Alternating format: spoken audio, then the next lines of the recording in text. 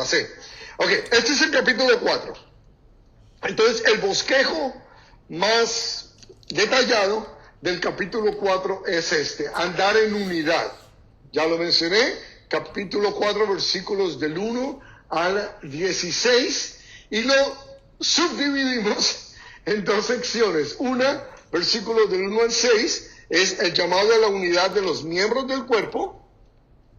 Obviamente somos nosotros, y parte de esa responsabilidad o respuesta a esa pregunta de que ahora que somos cristianos, el punto primero es vivir en unidad. Necesitamos caminar en unidad. Y segundo, la adecuada función de cada miembro del cuerpo. Cada uno de nosotros tenemos una función, porque cada uno de nosotros tenemos dones espirituales que Dios nos ha dado para ponerlos al servicio del cuerpo de Cristo, versículos del 7 al 16. Y el segundo punto es andar en pureza, versículos del 17 al 32, que son despojados del viejo hombre, renovados de la mente y vestidos del nuevo hombre. ¿Ok? ¿Listos? Ok, esto es lo que vamos a ver hoy. Hoy vamos a cubrir versículos del 1 al 6, la primera parte de andar en unidad. Andar en unidad. Entonces vamos a leer el texto. Llamado a la unidad de los miembros del cuerpo, versículos del 1 al 6. Y dice: yo pues, preso en el Señor, os ruego que andéis como es digno de la vocación con que fuisteis llamados, con toda humildad y mansedumbre, soportándoos con paciencia los unos a los otros en amor, solícitos en guardar la unidad del Espíritu en el vínculo de la paz, un cuerpo y un espíritu, como fuisteis también llamados en una misma esperanza de vuestra vocación, un Señor, una fe, un bautismo, un Dios y Padre de todos, el cual es sobre todos y por todos y en todos. Una vez más, Señor, pedimos la unción de tu Espíritu al entrar en tu palabra y al profundizar en ella. Háblanos. Queremos escuchar de ti, Señor. Usa mis labios, limpia nuestras mentes, permite que no haya nada que distraiga lo que tú quieres decirnos, Padre, en el nombre de tu Hijo Jesucristo. Amén. Bueno, entonces, el versículo 1 nos dice: yo pues, preso en el Señor, os ruego que andéis como es digno de la vocación con que fuisteis sellado. Ya habíamos visto a Pablo en el capítulo 3, en el versículo 1, diciendo que él era prisionero de Jesús. Y ahora vuelve y nos dice: preso en el Señor. Creo que quiere hacer un énfasis acá, diciendo: yo no soy preso de Roma. Yo no estoy prisionero por los romanos, ni ningún hombre me ha puesto prisionero. Y en la condición en que estoy, en la posición en que estoy, es una posición de privilegio. Y desde la perspectiva humana, desde la perspectiva natural, es difícil ponerse en esa situación, estando encarcelado en una mazmorra apestosa, con toda seguridad, con grilletes en los pies, en las manos. No es una posición muy dignificante para ningún ser humano, y sin embargo Pablo lo dice como que qué privilegio estar preso por la causa de Cristo. Mis hermanos, por la causa de Cristo a muchos nos han rechazado. La familia ya no nos invita a las fiestas. Por la causa de Cristo ya los amigos nos miran feo y tampoco nos invitan. Por la causa de Cristo muchas cosas nos van a suceder también. Vamos a sufrir persecución. Algunos ya hemos sufrido persecución. Obviamente no hasta este punto todavía de ser prisioneros, pero cualquiera que sea la causa, cualquiera que sea lo que nos suceda a nosotros por la causa de Cristo, somos bienaventurados. Es una razón para sentirse uno honrado. Por mi Señor estoy pasando esta tribulación. Así que Cualquier cosa por la que pasemos que nos traiga dificultad, incomodidad, si es por la causa de Cristo, somos bienaventurados. Entonces, Pablo menciona una vez más que es prisionero, y luego en su condición de prisionero, en la condición en que está, que por culpa de ellos mismos y de todo el ministerio en el cual él estuvo llevando el mensaje, podría con toda libertad y autoridad decir: les obligo o les exhorto a que anden como es digno de todo cristiano.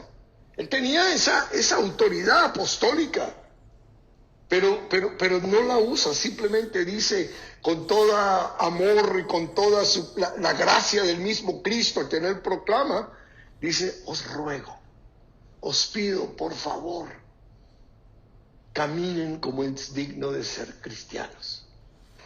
En el viaje ahora que tuve la oportunidad de encontrarme con esta persona que en su hablar es cristiano, las cosas que dice, conoce la palabra, anda como en un fuego por el Señor, pero vive con su novia.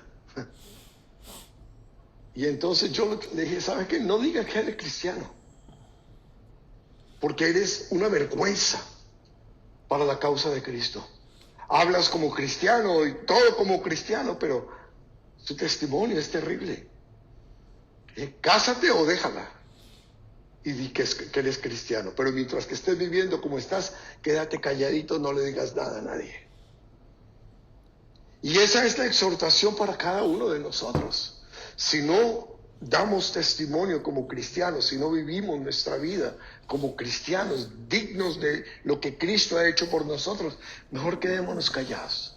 Pero hay algo que es mejor todavía: cambiar, morir a nosotros mismos, continuar muriendo, porque acuérdense que el Señor dice que el que quiera ser su discípulo debe tomar su cruz y morir a diario. A diario. Necesitamos morir a diario, porque ese hombre viejo, ese hombre que supuestamente sepultamos hace unos años o meses atrás, todos los días quiere sacar su cabeza a relucir, a gobernar, a mandar, a tomar las decisiones que el Espíritu Santo quiere tomar por nosotros. Entonces, les decía hace unas semanas o meses atrás, nuestro peor enemigo no es Satanás ni el mundo, nuestro peor enemigo somos nosotros mismos. Nuestra carne, nuestras pasiones, nuestros deseos, el no renovar nuestra mente, y obviamente de eso vamos a estar hablando la próxima semana, pero la importancia de que si somos cristianos, si somos creyentes, vivir como tales, o calladitos mejor. Quítale la calcomanía, quítale el pescadito al carro, si vas a cerrar a los otros carros o si vas a hacer señales con los dedos hacia arriba, tú sabes a qué me refiero. Quítenle la calcomanía al carro, que Jesús te ama. ¿Ok? Necesitamos caminar como es digno de un cristiano. Mire, dice andar, dice andéis, pero el verbo es andar, y lo menciona 7 veces aquí en Efesios.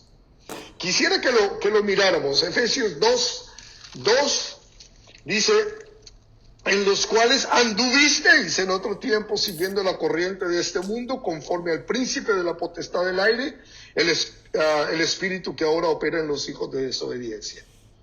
Ese es el versículo 2. Lo que éramos nosotros, como caminábamos antes, caminábamos en oscuridad, caminábamos en desobediencia. Y ahí mismo en el capítulo 2, versículo 10, porque somos hechura suya, creados en Cristo Jesús para buenas obras, las cuales Dios preparó de antemano para que anduviésemos en ellas. Entonces, este andar refleja el estilo de vida. Está hablando de nuestro estilo de vida. Andar no es simplemente caminar. Andar es cómo caminamos, cómo vivimos nuestra vida. Antes, nos dice el capítulo 2, versículo 2, vivíamos en el mundo, en tinieblas, vivíamos para nuestros deleites, para nuestros placeres. Ahora, el Señor nos salvó, versículo 9 y versículo 10, para que caminemos en la voluntad del Señor. Capítulo 4, versículo 1, ya lo vimos, es donde estamos. Vamos al capítulo 4, versículo 17. Y en el versículo 17 dice: esto pues digo y requiero en el Señor, que ya no andéis como los otros gentiles. A gentiles se refiere a los paganos, a los inconversos, que andan en la vanidad de su mente. Ya no andemos como andábamos, no andemos como andan los del mundo, sino vivamos una vida justa y digna de un verdadero Hijo de Dios. Capítulo 5, versículo 2, dice: y andad en amor, como también Cristo nos amó y se entregó a sí mismo por nosotros, ofrenda de sacrificio a Dios en olor fragante. Entonces, practiquemos el amor. Caminemos verdaderamente amando a aquellos que el Señor pone en nuestro camino. Versículo 8, 5:8, porque en otro tiempo erais tiniebla, mas ahora sois luz en el Señor, andad como hijos de luz. ¿Nos damos cuenta? Está hablando de nuestro comportamiento diario, de nuestra vida, de lo que la gente ve en nosotros. A eso se refiere con el andar. Y en el versículo 15, aquí mismo del capítulo 5, dice: mirad pues con diligencia cómo andéis, no como necios, sino como sabios. Entonces, prisionero de Cristo, los pido, les ruego, por favor, en el nombre de Jesús, para que no ensucien el nombre de aquel cuyo nombre es sobre todo nombre, caminen como es digno de un cristiano. Si no puedes, no es que no puedas, si no quieres rendir tu cuerpo al Señor como sacrificio vivo y agradable, entonces no digas que eres cristiano. Lo ideal es que sometas tu cuerpo, sometas tus pensamientos, te rindas al Espíritu de Dios que quiere hacerte cada día más a la imagen de su Hijo. ¿Okay? Y luego nos dice la vocación. Pues, yo pues preso en el Señor os ruego que andéis como es digno de la vocación. ¿Cuál es la vocación? Es el llamado. El Señor a cada uno de nosotros nos ha llamado por nombre, porque Él nos conoce, y nos ha llamado con un propósito y un fin. Y si no sabes cuál es tu propósito y cuál es tu fin, déjame decirte, primero que todo y por encima de todo, es honrar y glorificar a Dios. Ese es el principal fin. Yo sé que hay cosas más específicas, esas sí no las sé. Esa te toca a ti averiguarlo si es que aún no lo sabes. ¿Cómo lo vas a hacer? Pide al Señor. La Escritura nos dice que Dios no es el autor de confusión. Él no te va a dar algo para después esconderse y decir: no. Él te lo da y espera que tú vengas a Él y le digas: Señor, ¿y esto qué? Y te va a contestar. Nosotros los humanos lo hacemos, mucho más Él. Okay. Versículo 2. Con toda humildad y mansedumbre, soportándoos con paciencia los unos a los otros en amor. Humildad y mansedumbre. Eso me acuerda de alguien que dijo: llevad mi yugo sobre vosotros y aprended de mí, que soy manso y humilde de corazón. ¿Quién dijo eso? Ustedes saben, se lo saben de memoria. Señor Jesús. Entonces, Pablo nos está exhortando a que caminemos como Jesús caminó, a que imitemos, a que vivamos la vida como Cristo la vivió. Y alguien dirá: pero es imposible porque Jesús es Dios. Oh, no. Jesús, claro que sí es Dios, pero Él fue, no se te olvide, Él fue 100% Dios, engendrado por el poder del Espíritu Santo en la Virgen María, pero 100% hombre, porque fue engendrado en la Virgen María, en una mujer, en un representante nuestro. Entonces, el mismo Espíritu Santo que hoy vive en ti fue el que vivió en Jesucristo y le llevó constantemente a vivir esa vida perfecta, porque siendo como nosotros nunca pecó. ¿Podemos nosotros no pecar? Yo estoy convencido que sí, pero tenemos que vivir una vida como la que vivió Jesús, de oración, de ayuno constante, y yo sé que no lo hacemos. Pero, o sea, no hay excusa. Para ninguno de nosotros hay excusa. Jesús dijo esto: sean perfectos como mi Padre en el cielo es perfecto. ¿A qué se refirió? Yo he escuchado infinidad de pastores que dicen: oh, Jesús se está refiriendo a que seamos maduros. No, Él se está refiriendo a que seamos perfectos, que vivamos sin pecar, porque podemos. El Espíritu Santo de Dios habita en nosotros. El problema es que no lo dejamos que actúe. No lo dejamos. ¿Por qué? ¿Qué les dije hace unos minutos? Lo que les dije hace unas semanas. El peor enemigo nuestro somos nosotros mismos. No permitimos al Espíritu de Dios obrar a libertad y a voluntad en nuestras vidas. Porque somos muy carnales. Pero no el carnal mexicano de carnal. No. Carnales, vivimos en la carne. Le damos mucho vuelo a nuestra carne. Ahora, humildad y mansedumbre. Miren esto. Hay 3 características del que camina como es digno de su llamado. 3 características del que camina, lo que Pablo nos está diciendo, que vivamos como es digno del llamado. La primera es la humildad. ¿Qué es humildad? Humildad no es ser pobre, porque en nuestros países, es una persona humilde, refiriéndose a que es pobre, pero es orgulloso como él solo. No, humildad es reconocer la condición nuestra, reconocer nuestro pecado, reconocer nuestra necesidad de un Salvador, reconocer que sin el Señor estamos perdidos. Ahora, humildad requiere el vivir una vida humilde. Puede ser confundido con una falsa humildad. El que constantemente está quejándose, está diciendo: pobrecito yo, y anda con la cabeza gacha y no se lava la cara, y no se baña, no se viste bien, etcétera.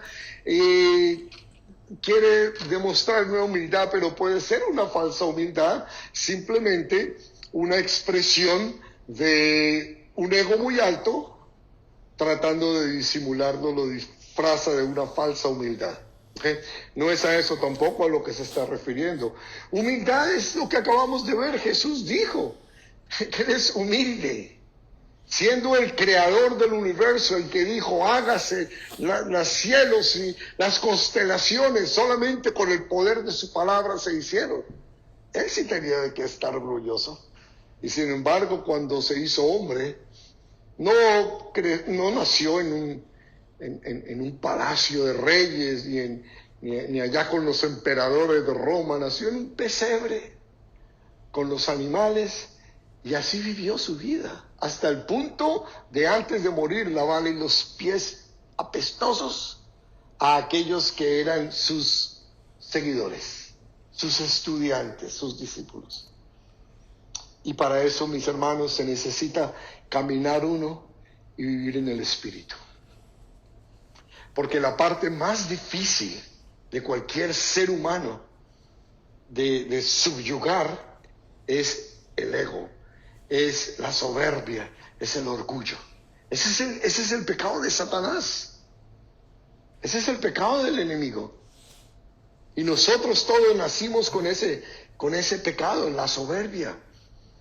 Y aparte de humildad no hay salvación, ¿sabían ustedes?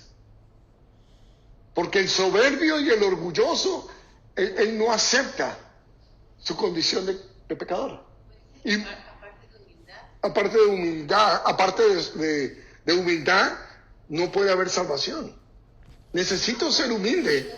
Necesito ser humilde para poder entender que soy pecador. Necesito ser humilde para poder entender que necesito de otra persona. Porque el soberbio, el orgulloso dice: no, yo no me arrepiento, yo no le hago nada a nadie.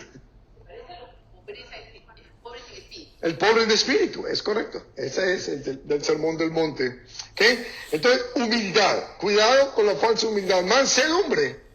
¿Mansedumbre qué es? Mansedumbre simplemente es, además de ser uno de los frutos del Espíritu Santo, junto con la paciencia que tenemos ahí. La humildad no aparece en los frutos del Espíritu, pero es que para que haya fruto del Espíritu, primero tiene que haber humildad por sobre todo, por lo que ya expliqué, que no puede haber una vida salva, listo para dar frutos, si no ha habido humildad primero. Creo yo que esa es la razón por la que no está enlistada en Gálatas 5 los frutos del Espíritu. Pero la mansedumbre y la paciencia sí están ahí. ¿Ok? Mansedumbre, ¿qué es mansedumbre? Mansedumbre es, teológicamente se les describe como poder bajo control. Es el que no responde al mal que le hacen. Es estar bajo control sabiendo que aunque yo puedo hacer algo para que eso no pase, no lo hago. Aunque en cierta manera es dominio propio, pero es un paso más que eso. Tú me haces un mal y yo no te respondo con mal. Es una expresión de obediencia, claro, también. Pero Cristo fue manso. ¿Por qué? Porque él tenía todo el poder a su disposición para llamar legiones de ángeles, y sin embargo no lo hizo. Permitió que lo abofetearan, que le golpearan y últimamente que lo crucificaran.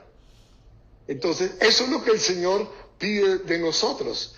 Entonces, que seamos humildes, que entendamos que no se trata de nosotros, nosotros no somos los más importantes, y que no importa lo que nos hagan, porque como cristianos Satanás nos odia, porque Dios nos ama, y como Satanás nos odia, él va a usar a los suyos para hacernos daño a nosotros, y lo vemos seguido en todas las áreas de nuestra vida. Podemos ver gente que nos hace, sin razón alguna en muchos casos, nos hacen daño, nos miran feo, no nos hablan, no nos saludan, nos empujan.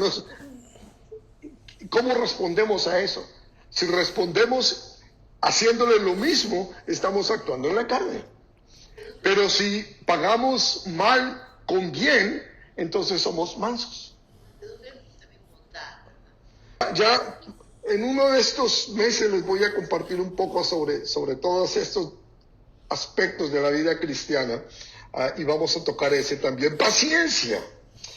La paciencia,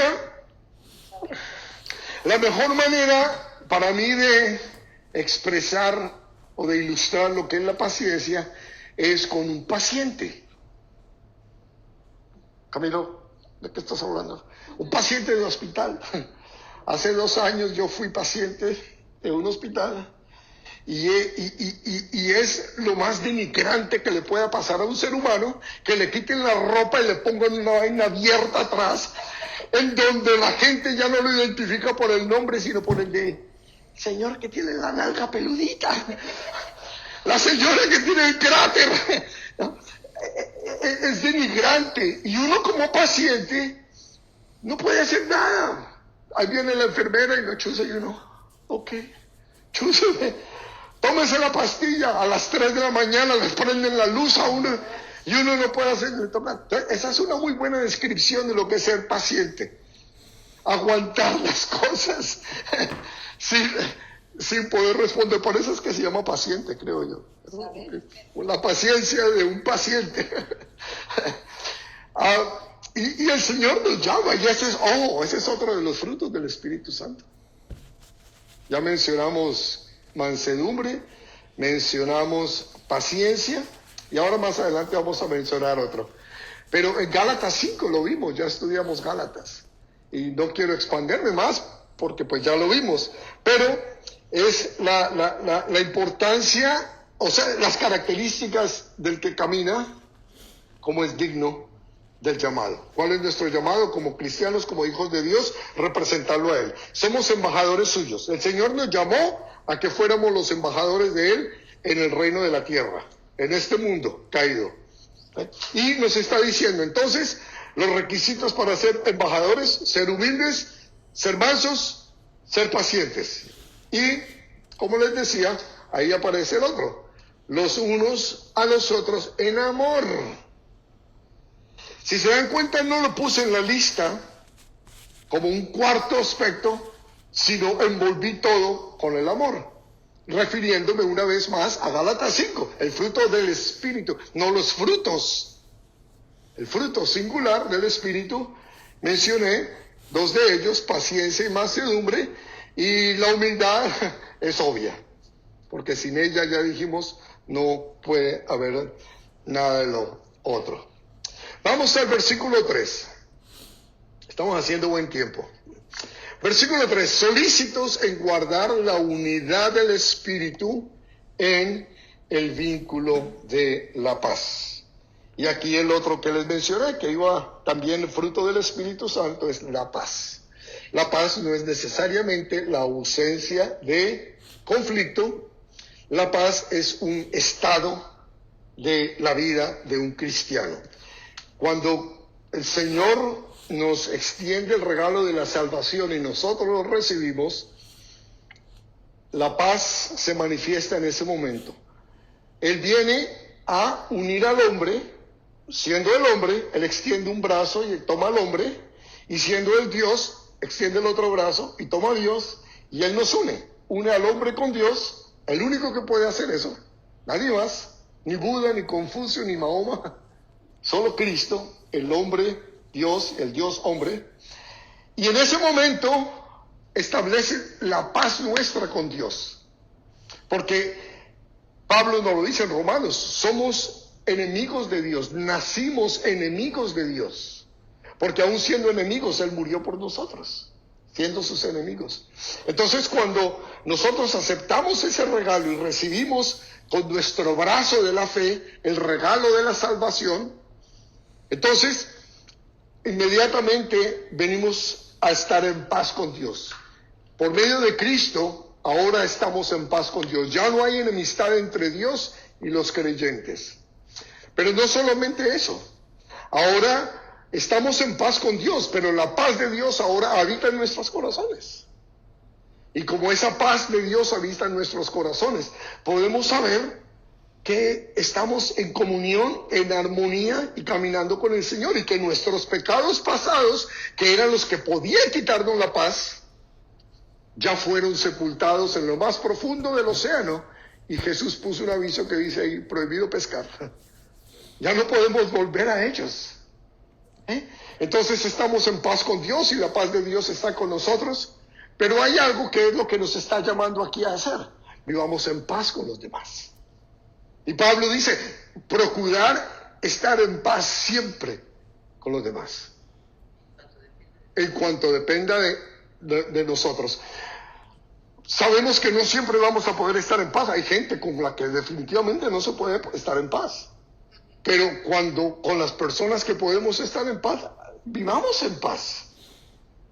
Sea la suegra, o sea quien sea, vivamos en paz, porque cuando lleguemos al capítulo 6 vamos a ver que nuestro enemigo no son seres humanos.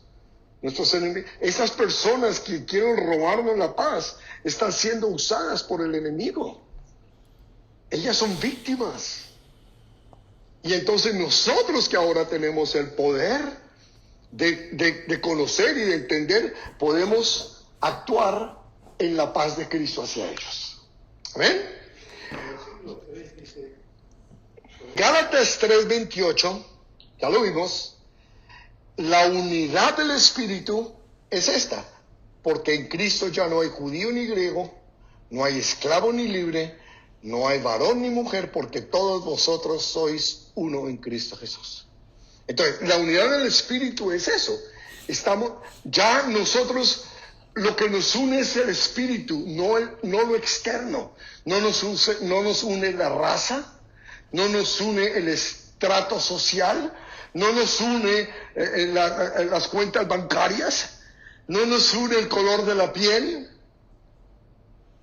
Lo que nos une es el Espíritu de Dios que vive en nosotros. A esa es a la unidad que se está refiriendo. La unidad en el Espíritu. Entonces nosotros tenemos que entender que somos distintos. No hay dos, gracias a Dios, no hay dos personas iguales. Todos somos diferentes. Y lo que el Señor nos llama en esa unidad es a que entendamos nuestras diferencias y a pesar de esas diferencias nos aceptemos unos a otros y vivamos en unidad, no en uniformidad. Porque la uniformidad es todos iguales, pero gracias a Dios todos somos distintos. Y eso nos obliga ¿a qué? A morir a nosotros. A entender que aunque ese hermano o esa hermana no se parezca a mí, no tenga el mismo nivel de educación, no sea tan guapo ni tan hermoso como yo, etcétera, etcétera, debemos aceptarlo porque el Señor nos manda a amarnos. Si nos dice que amemos a nuestros enemigos, ¿qué tanto más debemos amarnos nosotros entre nosotros mismos? Entonces, a eso se refiere la unidad, solícitos en guardar la unidad del Espíritu. ¿Cómo? En un vínculo de la paz. ¿Y qué necesito entonces para poder vivir en paz? Muy sencillo, ya lo vimos.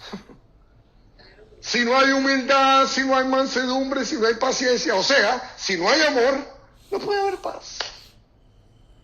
No puede haber paz. Porque el amor es darme a los demás. El amor propio es darme a mí mismo y empezar a verle los defectos a todos los demás. Uy, fuchi, esa gente.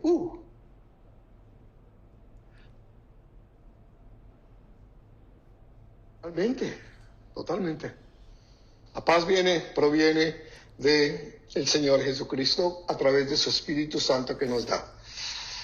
Entonces, el vínculo de la paz en un cuerpo y en un espíritu, como fuisteis también llamados, en una misma esperanza de vuestra vocación.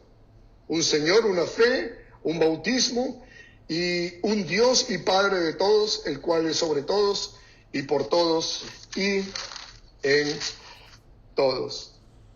Estas son las 7 realidades de la verdadera unidad del cristiano. ¿Queremos medir nuestra unidad?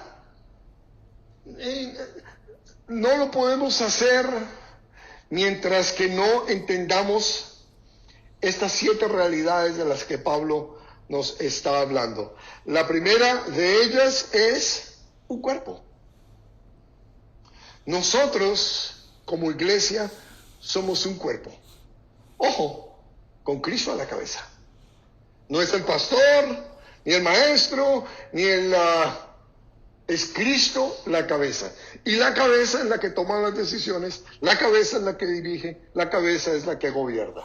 Nosotros como cuerpo tenemos una función de obedecer y servir lo que la cabeza nos dice. La pregunta es, ¿lo estamos haciendo? Entonces, como cuerpo, sabemos que en la iglesia hay muchas razas, muchas nacionalidades, hay muchos colores de piel, muchas culturas, muchos lenguajes, pero somos un solo cuerpo. Entonces, esa realidad nos hace que permanezcamos unidos. El que somos parte de un cuerpo. Y Pablo ya no lo dijo en 1 Corintios o en Romanos, donde nos habla acerca de las partes del cuerpo. Ayúdenme, ¿dónde es? 1 Corintios o Romanos. Nos habla de que el cuerpo tiene muchas partes. El oído no le puede decir a la boca hasta un lado. Entonces, eso somos nosotros. Eso somos nosotros. Yadira, tú eres distinta a Jenny, Jenny distinta a Luisa, y Luisa distinta a Cecilia, y Cecilia distinta, aunque muy parecida a David. Somos distintos, tanto como persona, como identidad, de donde procedemos, a donde vamos. Somos distintos en todo, hasta en los dones espirituales que Dios nos ha dado. Aún en parejas. Hay una gran diferencia. David tiene un don, Cecilia tiene otro, mi esposa tiene uno, yo tengo otro. Y nos complementamos. Y la idea es que entendamos que somos diferentes, pero aún en medio de nuestras diferencias tenemos que trabajar juntos, con un propósito, como nuestro cuerpo. ¿Okay? Entonces, un cuerpo, ¿qué más? Un espíritu. Ese espíritu es obviamente el mismo espíritu que habita en cada creyente. Les voy a dar 2 citas bíblicas para que quede esto claro. La primera cita bíblica está en 1 Corintios 6, 19. El contexto de lo que Pablo está hablando acá es que no se junten con prostitutas. ¿Okay? ¿A quién le está hablando? A un individuo, a una persona, no específica, tú, Pedro, no. Está hablando a cada uno individualmente, como individuos. Porque dice, porque el que peca contra el único pecado contra su cuerpo es el pecado de la fornicación, y el que se acuesta con una prostituta está acostando a Cristo con una prostituta. Ustedes conocen el texto, se trata de eso. Entonces dice, ¿o ignoráis que vuestro cuerpo es templo del Espíritu Santo, el cual está en vosotros, el cual tenéis de Dios, y que no sois vuestros? Entonces está hablando del Espíritu. Perdón. 1 Corintios 6, 19. La hice pequeñita para que a María no viera. No, es que no me cabía todo. Y esta segunda cita, también en 1 Corintios 3, 16, está hablándole a la iglesia.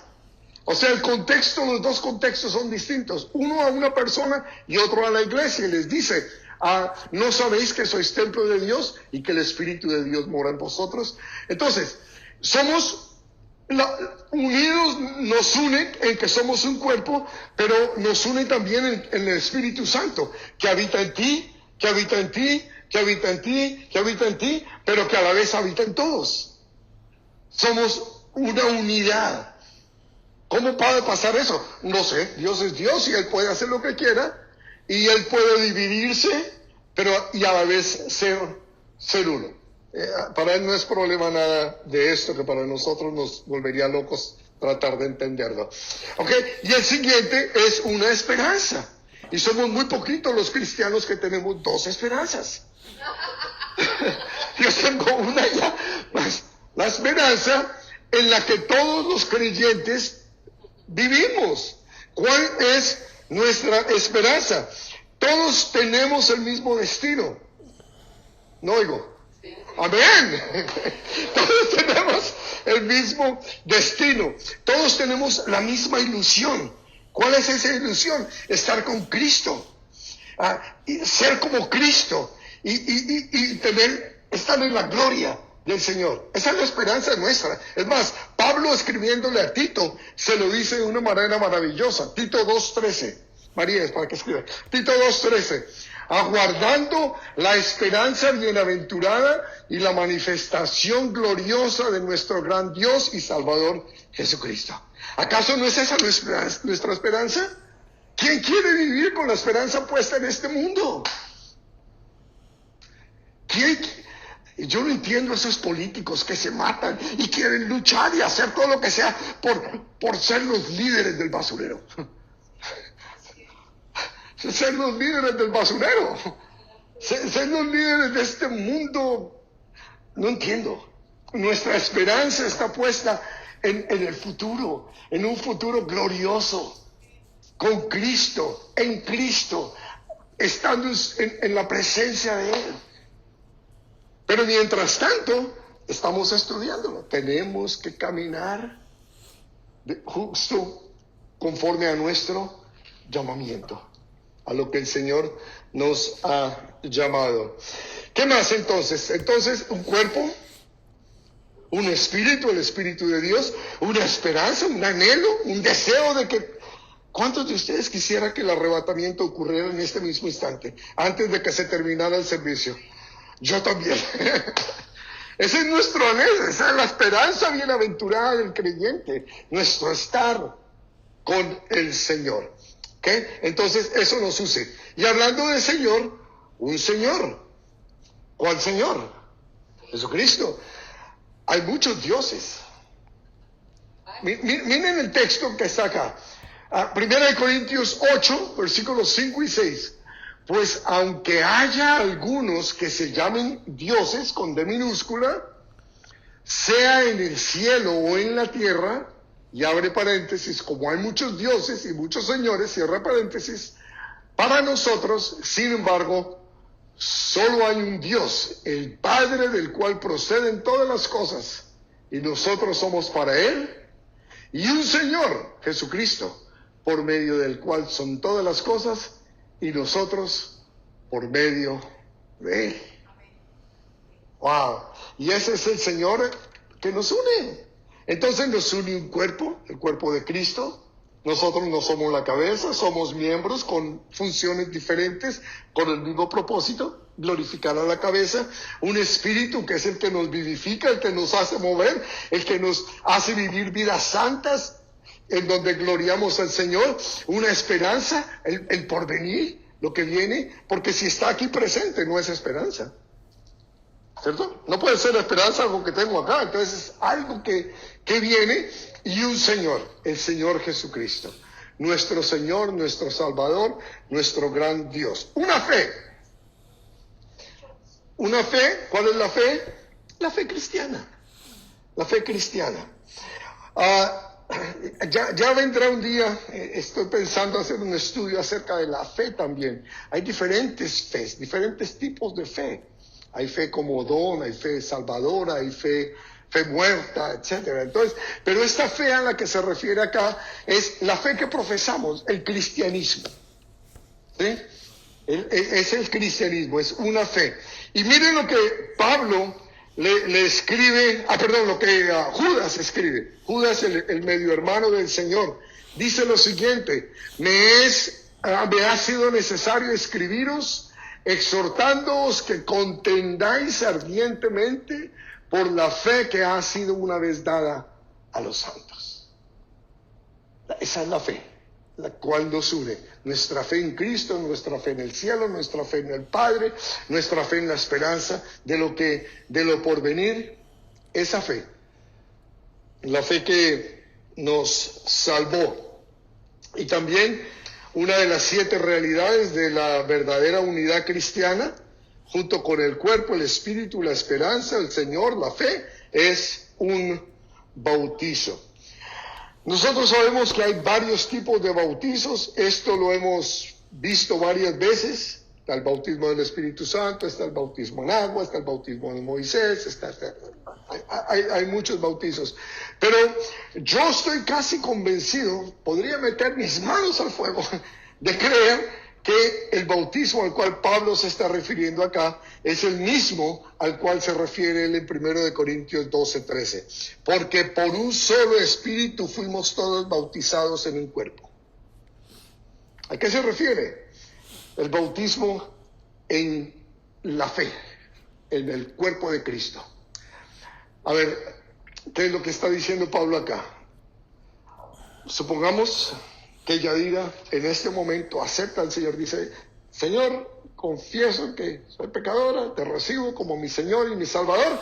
En ese mismo momento es bautizada en el cuerpo de Cristo.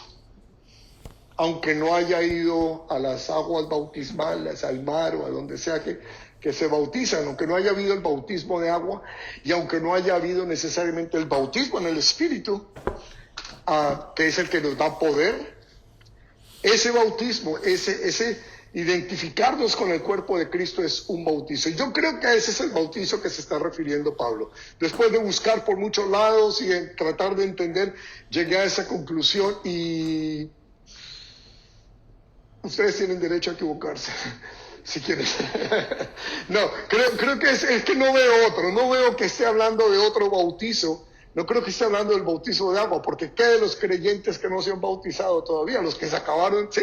Es ese bautismo que está en 1 Corintios 12:13. Bueno, ¿qué más sigue?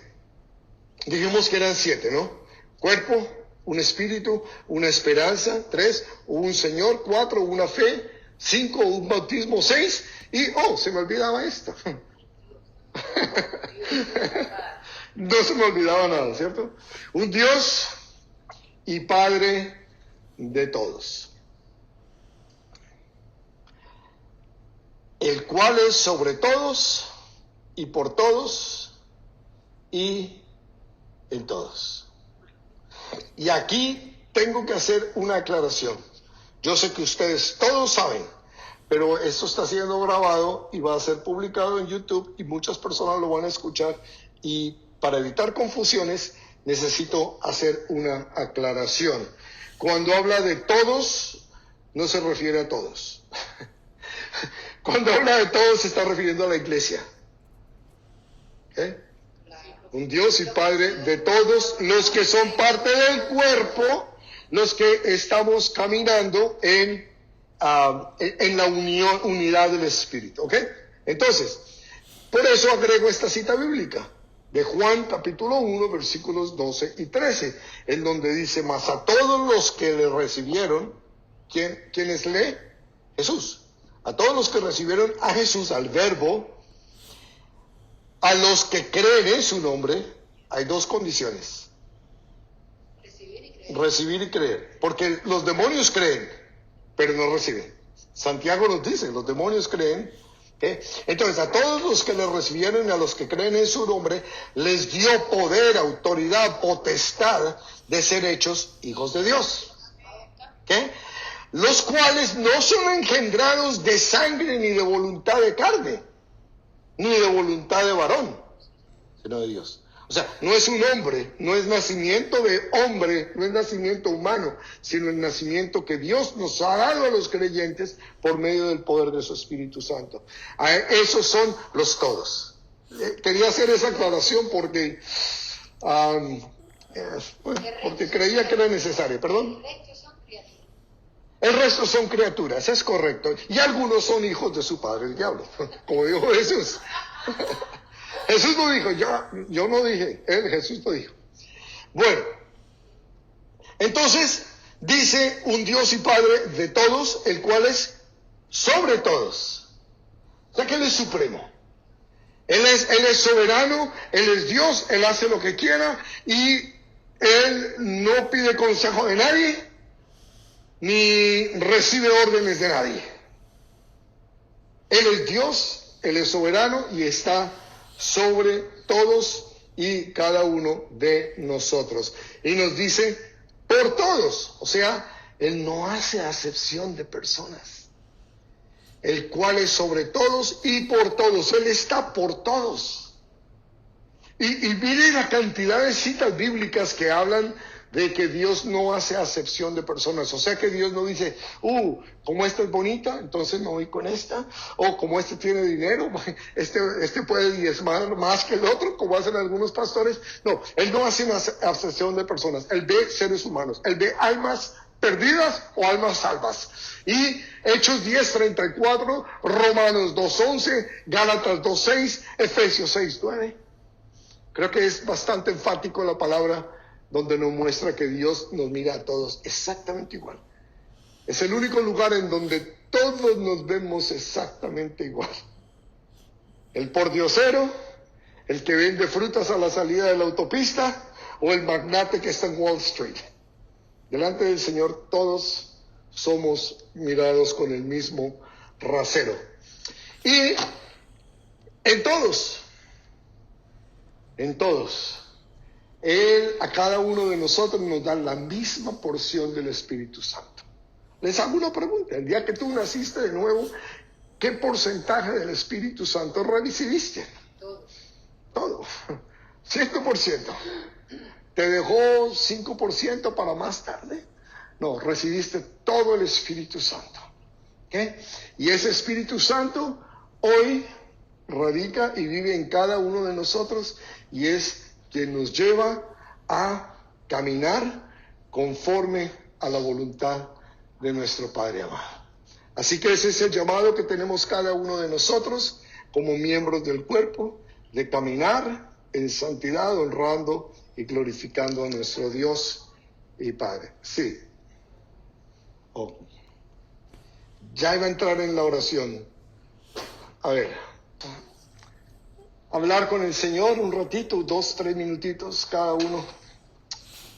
Personal, individualmente, vamos a decirle, Señor, tú nos has salvado, nos has llamado como ese Padre bueno y amoroso que eres tú. Nos has llamado a vivir en humildad, a vivir en mansedumbre, en paciencia, en amor. Señor, qué difícil, es prácticamente imposible cumplir con eso en nuestra carne. Tantas y tantas veces antes de venir a Cristo nosotros, lo intentamos y nos propusimos, y especialmente cada final de año decíamos, este año sí voy a hacerlo, este año sí voy a ser mejor esposa, mejor hijo.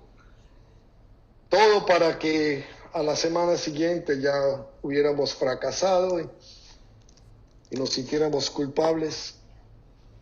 Pero cuando vino Cristo a nuestras vidas, cuando tuvimos ese encuentro tan maravilloso en donde pudimos reconocer nuestra condición, cuando pudimos reconocer que estábamos perdidos porque no sabíamos ni de dónde veníamos, ni qué estábamos haciendo, ni para dónde íbamos. Fue ahí cuando el Señor abrió nuestros ojos y nos iluminó con su presencia, con su gracia, con su palabra. Y fue ahí donde entendimos, gracias, Señor. Fue ahí donde pudimos reconocer que somos débiles, que somos malos. La palabra de Dios, el Señor Jesús diciéndole a los apóstoles, ustedes que son malos, saben dar cosas buenas a sus hijos. Nosotros somos malos. Hay unos más malos que otros, pero somos malos. Al estándar de Dios todos son constituidos de su gloria. Pero por su gracia y su misericordia Él envió a su Hijo y nosotros hemos sido tan sensatos